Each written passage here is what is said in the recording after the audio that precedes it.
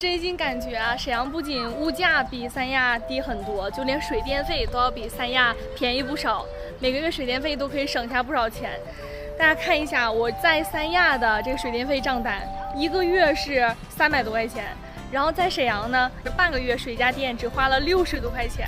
所以这个对比还是很明显的，而且我在沈阳这段时间都是做饭的，用水用电又比较多，在三亚是不做饭的，还有那么多水电费。来快递站取个快递，122，在这儿。这是我在抖音上买的一个紫米饼。我真的是很少在抖音上买东西，但是看那个吃播吃这个实在是太诱人了，就完全是我想要的那种糯米撕开有馅儿的那种。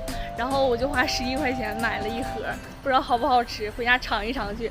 如果不好吃，我就再也不相信就是抖音的这个食品带货了。在沈阳呢，我就经常看到啊，跟我同龄啊，或者跟我差不多的这些年轻人。可是我在三亚看到的呢，基本上都是年龄比较大的，怎么说，大爷大妈们。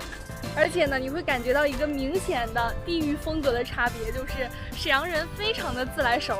你就是晚上上小区里面逛那一圈，你就会跟旁边的一些叔叔阿姨呀、大爷大妈呀、小朋友攀谈起来，就随便一下，你们就变成了朋友经常在小区里再见到的话，就会互相打招呼。但是我感觉这种人情味儿是南方所不具备的。我正好下楼帮我妈买点韭菜，她要给我包点饺子，问问这里的菜价贵不贵啊？有韭菜吗，姨？有。来点韭菜呗。韭菜多少钱？那西红柿是多少钱呢？西红柿2块8。2块8。有那种油豆角吗？油豆角没有。韭菜2块8。2块8呗。2块8，正常包饺子得用多些呀？你几个人吃啊？3个人吃。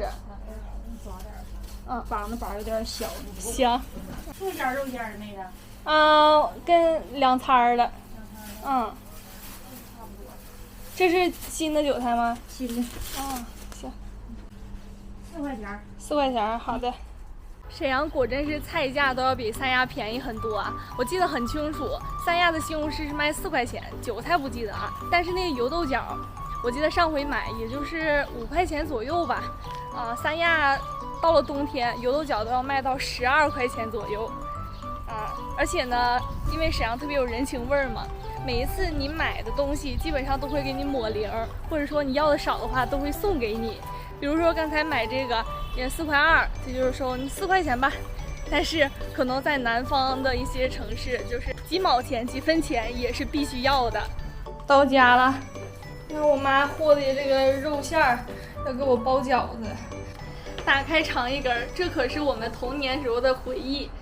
小的时候我们叫它大白糖，因为这种制作方法非常简单，就是一点奶粉、一点水、一点糖就制作成一根，所以呢卖的也特别便宜。不过却成为我们东北人对于雪糕冰棍的一个记忆。想不到吃啥的时候，绝对就来一根老冰棍大白糖。我们来看一下这个，第一次网购，第一次在抖音上买东西，看看怎么样。就这么一小包，11块钱。我想先买回来看看好不好吃。这里面装的一个一个的小紫米饼，它有点像那种黑芝麻丸儿，大型的黑芝麻丸儿。然后我看抖音上都是这样给它撕开，看它里面这个芯儿，Q 弹弹的，尝一下。它这个配料表上写着是什么黑米粉、紫米、黑桑葚、黑枸杞、黑芝麻粉、黑豆粉，感觉就是跟那个黑芝麻丸的成分挺像的，就是挺养头发的。应该我头发已经挺黑了，吃起来还挺好吃的，是那种糯糯 Q 弹弹的，吃到后面有一点点甜，但不是那种特别甜的，还行吧，挺好吃的，挺值的。其实呢，这一次回沈阳，就真的觉得有很多变化，因为在三亚待久了，已经好久都没感觉到那种大城市的气息了。沈阳呢，虽然不算什么特大城市啊，但是最起码一个城市该有的生活配套啊，还是特别完善的。而且最主要的感觉就是沈阳的物价太香了，比三亚香多了。觉得像我这样的普通人在三亚，就是普普通通的吃喝住行，一个月也要花5、6千块钱。可是，在沈阳的话，基本上我觉得就是3000块钱吧就足够了。但是也确实啊，沈阳的环境是肯定没有办法跟三亚比的。沈阳的街道肯定没有三亚的干净，沈阳的绿化肯定没有三亚的好。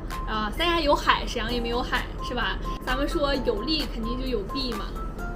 那大家是更喜欢沈阳呢，还是更喜欢三亚呢？欢迎大家在评论区说出你的看法哦。